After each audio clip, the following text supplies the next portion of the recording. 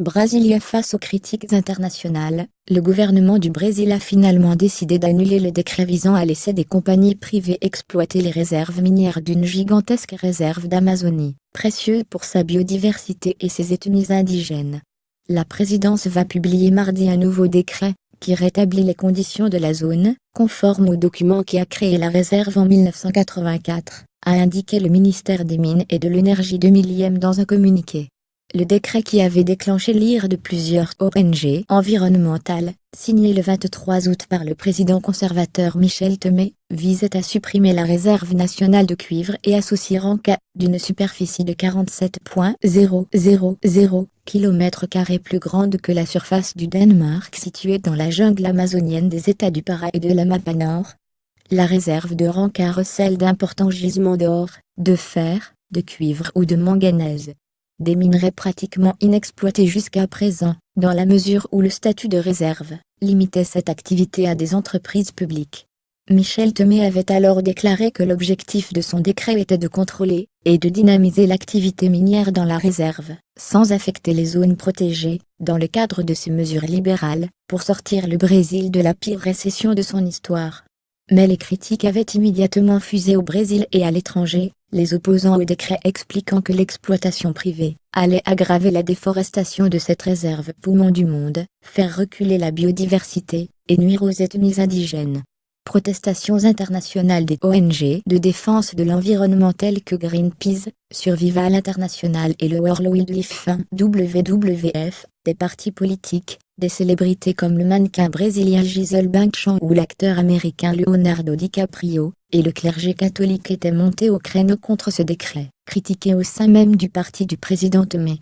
C'est une tragédie annoncée, qui peut entraîner la déforestation et la pollution des fleuves, avait alerté Mauricio Voidovic, directeur exécutif de WWF au Brésil.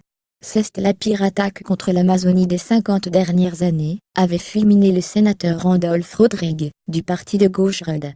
Face au tumulte provoqué, M. Temer avait d'abord supprimé le décret initial, et, quelques jours plus tard, signé un nouveau décret très similaire, avec quelques détails sur la protection de l'environnement. Le ministère des Mines avait ensuite suspendu les effets du décret pendant 120 jours, promettant un large débat sur la question, et assurant que la population avait mal interprété la décision. Saisie, la justice avait fin août suspendu ce décret abrogeant le statut de la Ranca en motivant sa décision par des raisons constitutionnelles, et par la défense de l'environnement. M. Temer avait alors annoncé le dépôt d'un recours. ONG prudente. Plusieurs ONG se sont félicitées lundi de la marche arrière du gouvernement, quoique avec une certaine prudence. L'annulation du décret montre qu'aucun gouvernement n'est absolument à l'abri de la pression publique, s'est satisfait Marcio Tastrini, coordinateur des politiques publiques de Greenpeace Brésil. C'est une victoire pour la société sur ceux qui veulent détruire et vendre notre forêt, a-t-il ajouté, avant d'avertir la Ranca n'est qu'une bataille. La guerre contre l'Amazonie et ses populations, promue par Temer, et la banque rurale, se poursuit. Depuis sa nomination au pouvoir en 2016 après la destitution de Dilma Rousseff, M. Temer a pris une série de mesures environnementales controversées. Il a récemment réduit à néant un sanctuaire naturel et gelé le transfert des titres fonciers aux peuples autochtones. Les opposants au décret dénonçaient le fait que Temer, poursuivi en justice pour des allégations de corruption, avait cédé aux pressions de groupes agro-industriels ou liés à la déforestation.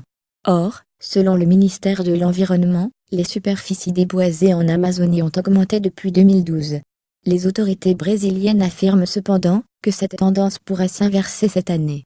Néanmoins, le communiqué du 2 millième annonçant l'annulation du décret n'oublie pas de souligner que le pays doit croître et créer des emplois, attirer des investissements dans le secteur minier, notamment pour exploiter le potentiel économique de la région. Ailleurs, sur le web, contenu proposé par Taboola.